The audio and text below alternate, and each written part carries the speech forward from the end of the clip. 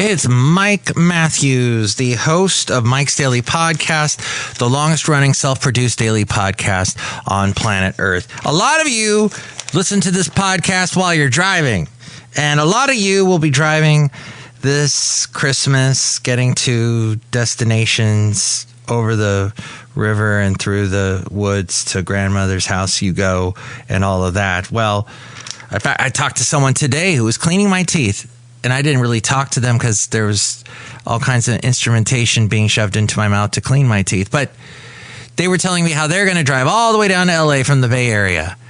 And that their kids are always so happy when they drive down to L.A. to see their relatives and everything. And they're like, oh, it's so much fun, Mom, Dad. We fall asleep in the back of the car. And when we wake up, we're in L.A. It's like that easy. You snap your fingers and you're in L.A. But Mom and Dad are the ones that are driving and bickering and dealing with the traffic and the rain and everything else. So if you get motion sickness and you get sick from the motion of the car, here's some tips for you. Riding in the back seat or reading while a vehicle is in motion should be avoided. And focus on the horizon or a single focal point while in motion, and that will help you. Or focus your attention elsewhere, such as listening to music. If motion sickness is a new symptom, you should discuss this with your primary care physician. There are some underlying conditions that may make a person more susceptible to motion sickness that may require further investigation, like having to do with hormonal changes, migraines, cardiovascular issues, vestibular disorders. Check with your healthcare provider to determine the best motion sickness option for you or your child. Many of the medications have side effects or may affect people with glaucoma, as well as high blood pressure or other health conditions. Several may interact with other medications or alcohols, that there's all kinds. And that's another thing around the holiday season people are doing. So these medications will make you drowsy. Avoid driving or operating machinery. Dramamine used to make me so drowsy. I took a boat cruise over to Catalina, left from San Pedro Harbor near LA. And by the time I got to Catalina, I was asleep. The rest of the day, I don't even remember because I was so tired and drowsy, just walking around. Oh, I need to take a nap. So not the best, but motion sickness, it's a thing. I got that from the Costco connection. So helpful. And when you're done with the article, you do that. But right after we do that, we go to Café Anyway. Let's do that. I'm opening the door for you is what I'm doing that for so that you can walk in. Let's do that. Café Anyway. Welcome to Café Anyway.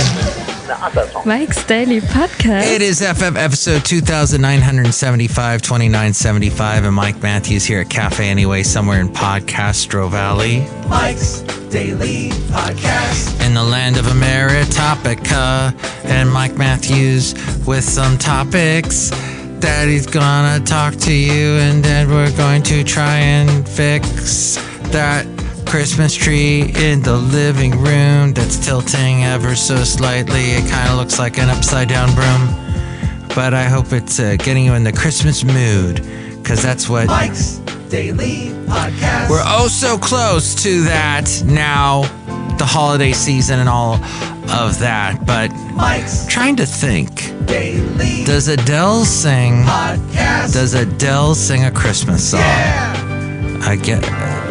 I don't. She must. Does she? Well, A Million Years Ago is not, as far as I know, a Christmas song. And apparently, I forget what it sounds like. And apparently, no one's going to know what it sounds like because she has now a song that has been banned worldwide.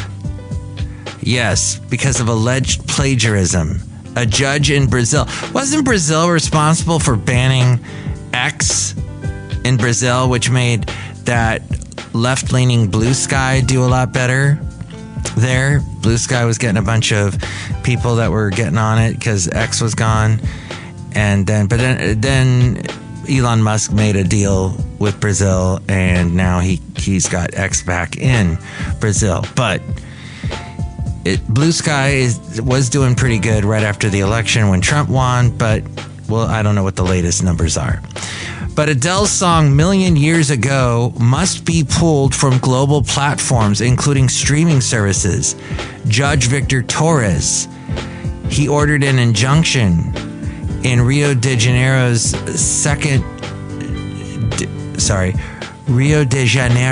sixth commercial court. The order, and here's today's podcast picture, reportedly threatens the Brazilian branches of Adele's labels. And that is not a podcast picture that I have for you today of Adele. It is, and how the heck did she lose so much weight? It is actually of a cool little house not too far from me in Podcastro Valley that has they got like a little archway that you walk through on the sidewalk. I've seen a couple of those now in the Bay Area, and they put all these lights on it, make like a little walk through lighted tunnel thing. The late great Bowser the Boxer loved that sort of stuff. We walked on that street all the time, long before this house put nice Christmas stuff up. But yeah, we have walked all over the place in Podcastro Valley. But see a picture of this cool Christmas looking light thing at Mike'sDailyPodcast.com, and the moon was full just above it. Looked very nice. So her labels, that is, Sony Music Entertainment and Universal Music, they will have to pay an $8,000 fine for each of the acts of non-compliance. The judge ordered the labels to stop immediately and globally from using, reproducing, editing, distributing, or commercializing the ballad that actually came off of an album that's almost 10 years old now called 25. Life grand. Oh, not for Adele. But yeah. And not grand for me either, because I'm looking at my video that I'm doing and I'm noticing my phone is doing that thing where the contrast becomes super bright. It's like losing all the deep colors. I don't know what's going on with that. That's a thing. Maybe that hasn't happened to you. I don't know what's going on. But yes, the album 25, which I believe had the song Hello on it. Didn't it? Yeah, that's right. Because I remember I started the job that I'm at now in 2015, and that album came out. That song, Send My Love to Me, or Send Me a Love, something with the word send in it, was on that album too. So there's an album called Mujeres that is a samba classic, and they are accusing her of lifting from that. And it was performed by Martino Davila, and it was written by composer Toninho Gares, who sued Adele for plagiarism. Actually, now, almost 4 years ago, in 2021, Adele and the music producer Greg Kurstin co-wrote Million Years Ago. And the judge filed the injunction pending the ongoing plagiarism case. So that's what's going on with her. The cliche of the week is going to Vegas to see Adele in concert. No, actually you can't. She wrapped up her blockbuster multi-year Las Vegas residency at the Coliseum at Caesar's Palace. That's just that happened a couple weeks ago. While she said she will miss her weekends with Adele shows terribly, the 16-time Grammy winner said earlier this year she's more than ready for a break. I have spent the last 7 years building a new life for myself, and I want to live it now, she said. Adele's Million Years Ago also faced scrutiny in 2015 from fans of late Kurdish singer Ahmet Kaya. Listeners drew comparisons and found similarities between Kaya's 1985 song Asila Tutunmak News Random and the Adele track amid its release.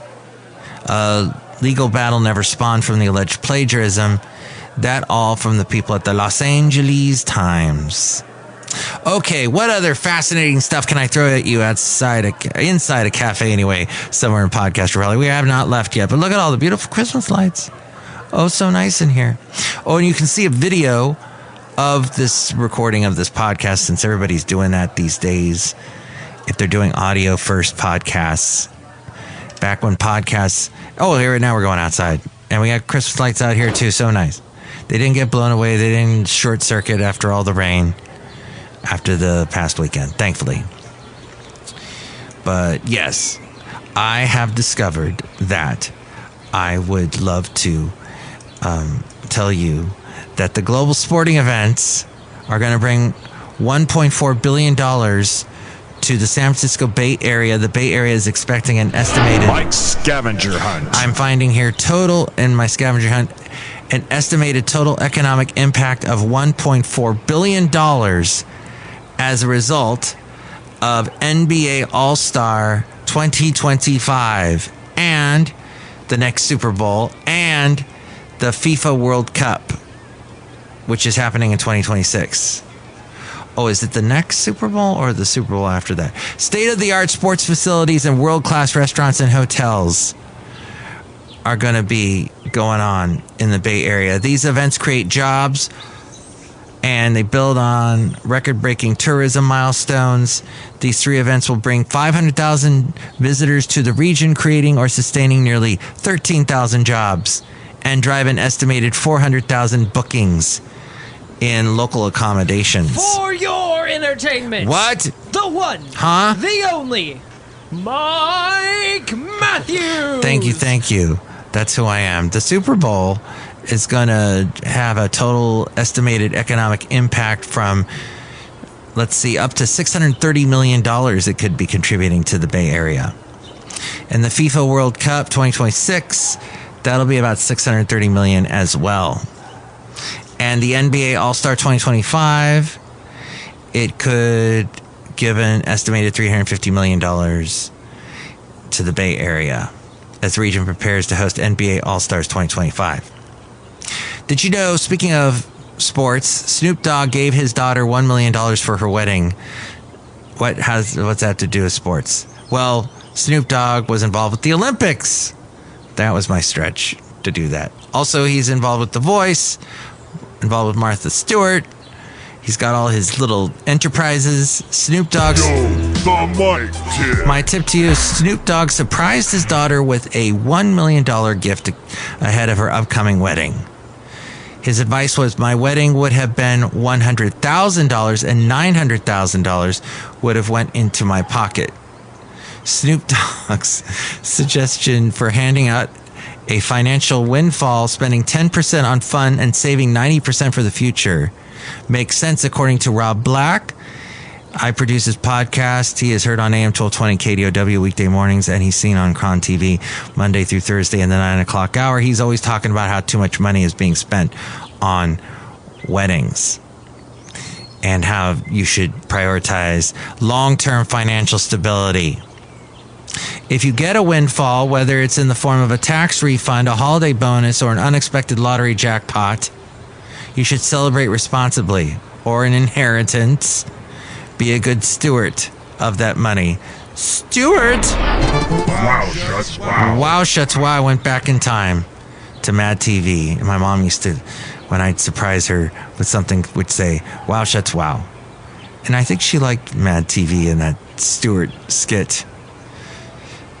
Sometimes she'd like Saturday Night Live as well. But buying off a home, paying off your mortgage, starting an emergency fund, or getting out of credit card debt are all great ways to get yourself more money in the end. Speaking of more money, $1 trillion went to the airlines. The industry involved in the diarrhea plane incident is projected to surpass $1 trillion in revenue in 2025. For the first time, global airlines will transport an all-time high of 5 billion passengers next year. Wow. I don't think I want to know about that incident. Then there's Drink Más Caffeine. Taco Bell has introduced a new restaurant concept with its franchise Diversified Restaurant Group called The Newsbleed section. Live Mas Cafe is what it is called here in the Newsbleed section. The San Diego location is where it will be. We'll have Belristas serving chillers, agua refrescas. My rolling R's is severely lacking today. And coffee drinks will be served, along with the regular stuff that Taco Bell has. Amazing. And it's also amazing to note that Taco Bell and Del Taco ran basically by the same people that started it. That was started by Taco Bell, I forget the guy's name who started it, but there was a guy that was working for him who then started Del Taco, and they both started both restaurants out in the desert east of Los Angeles. And a little bit closer to Los Angeles was where McDonald's was started, out in the San Bernardino Valley area. In that general vicinity. That's what I'm thinking. Baldwin Park. And that. Wine. Well, I like The whiny white man wine list. That's not. I'm not whining about that, but that is where McDonald's was started. In-N-Out Burger was started over there. Not whining about this, but Amazon is rolling out car sales services that lets users add Hyundais. Unclear if you can return them at Whole Foods near you. You have to apply for financing, upload documents, and schedule pickup from nearby dealerships. I guess it's involving Hyundais, is what Rob seems to be saying. But as for the whiny white man wine list, it looks like the people that were whining about Gavin Newsom and all the things that he's done, they call him Gruesome Newsom, and people that don't like that. Well, let's just say Republicans living in California don't like Gavin Newsom for the most part, from what I have found. It's a nightmare of a show, is what they're saying about California, that it's a nightmare of a show. But Gavin Newsom, even though we've got a Republican president being sworn into the office next month, California Governor Gavin Newsom stressed the importance of trade with Mexico and immigrant labor, things that Trump has been talking about doing the tariffs. That's going to make it difficult for our relationship with Mexico, and mass deportations, and that's going to be difficult for immigrant labor in California. Newsom, a Democrat. First of all, I just want to thank everyone for joining us here on this show. This is great. Oh, thank you for joining us on this show. Thank you, ma'am. Well, Newsom portrayed the Republican president-elect's planned 25% tariffs on goods from Mexico and Canada as a tax on Americans, and it could see increased prices overall if the plan moves forward. Trump won a second term, promising protectionist U.S. trade policies and a sweeping crackdown on illegal immigration. And Newsom called the Trump tariff plans one of the biggest tax increases. He said California will be committed to advancing plans to open a new legal border crossing near San Diego, a delayed project known as Otay Mesa East, back to San Diego. He said the state would work with outgoing President Joe Biden's administration, but that Trump's support. And look, my high school students know this, and my players knew this. You play hard, the other team plays hard, and after the game, if you lose, you'll walk across and shake hands and congratulate the other team. That's the way it works. In politics, you take it another step forward. You walk across and congratulate the winner, and then you pledge to do all you can to help them succeed, because that's good for America. Maybe not exactly. That's not exactly what Gavin's doing here, but he said that the state's National Guard troops deployed to the border would search for illicit money and weapons heading to Mexico, in addition to ongoing efforts to stop fentanyl trafficking in the U.S. And agricultural groups have said Trump's plan for record deportations could decimate the nation's food supply if it extends to farm workers. That is a concern that Newsom echoed, that from Reuters. Outside a Café Anyway, somewhere in Podcastro Valley, the last place on earth in the land of Ameritopica. Look who's here. Hello, Michael Mass. It's Madame Rootabega, and I love to get avocados. Ooh. Yeah, avocados. That's something big. We get a lot of those imported from Mexico, even though we can grow them here in California. But it apparently requires a lot of water. So, do you like avocados? Yes. Do you like it when I ask questions regarding things that you just told me? Yes. Do you like it when Trump stops by with a bunch of his friends that he really likes? No. Oh, well, here he is right now. Hey, listen, guys, I have some influential friends here to say hi. Oh, is that right? A little party They're this just morning. joining in on the celebration. Yes. These guys were instrumental in my victory, by the way. Elon, get over here. Oh, Elon Musk This guy is there. is so tremendously brilliant. He's my number 2. We did it. Oh, we did yes. it. It's so great to be here, standing next to the president-elect. Right. And I'm honored that I have become Trump's new favorite sidekick. Yes, you have. The My Pillow guy has been moved to 3rd place. My Pillow guy's in 3rd. But I'm number 1. And I promise to help Trump coordinate all the disinformation we'll be putting out on X. Oh, Yeah. is that right? Good times. Good times. Yes. Thank you, Elon. And, of course, my number 2 guy, RFK Jr. Get over here, RFK. Right. Yes. First of order of business is overhauling the healthcare system. Is that right? No worms. No worms. That's how you're overhauling it. That's what I'm doing. It's very simple. And I think it's easily a nonpartisan issue. Right, yes. Now, if you'll excuse me, I have to go drink some booze. Because, after all, I'm still a Kennedy. Well, thank you, RFK Jr. What a crew we've got. Let's not forget me, the My Pillow guy's still here. My Pillow guy, you're still hanging around. Even though I've fallen from grace to Trump's 3rd favorite weird sidekick, Yes. I just want to say to Trump, it was an honor, Mr. President, to lose my multi-million-dollar fortune defending you. You're very welcome, Mike.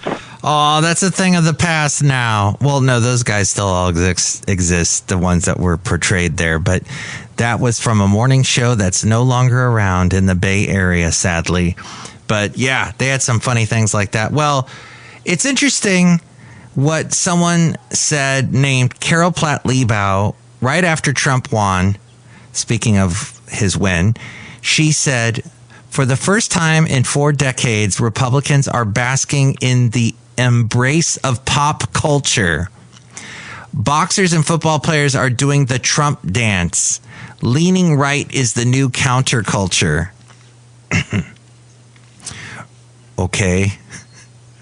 Sorry. One of the things about being on the right is you are never, ever, ever the counterculture. You are always going to be the mainstream. You're going to be, even if you're not popular, you're the thing that your parents, grandparents stood for. I don't know. It just seems like it's an impossible task. What she's saying is happening. But I get what she's saying. It's fun for conservatives to swim in the mainstream, especially after having been marginalized by the left for so long.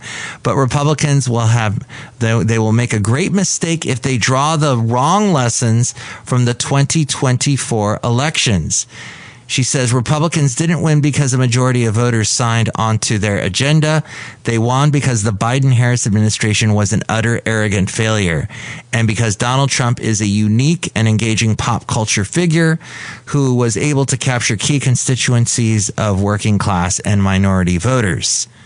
Republicans have it in. I just heard that today. They're breaking down because, all of our votes here in California, it takes a long time to count all of them. And it wrapped up like at the beginning of this month. And they found that there was quite a few counties that Biden won 4 years ago that Kamala could not win.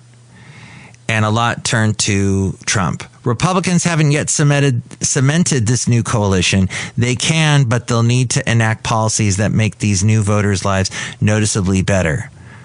Let's get to work, she said. It just seems that calling Republicans counterculture. When I think of counterculture, I definitely think of the 60s. I think of the Summer of Love, That's what my mom taught me. She goes, oh, yeah, the 60s. That was the counterculture and hippies and long hair and burning bras. That's how she described it to me. Mom.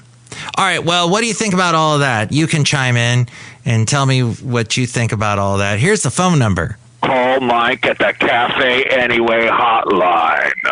Area code 510-228-4640. Will you shut ups? Liberty Nation Freedom Phone for All. Hey, look who else is here. Hello, Dave Mike. This is Valentino the Bad. And this is Bison Bentley. Do you know that? Mike, we wanted to tell you that we love being on your podcast, even though we sound like a couple of dorks. Yeah, Dorks Day. Do you know that? Dorks. That's okay.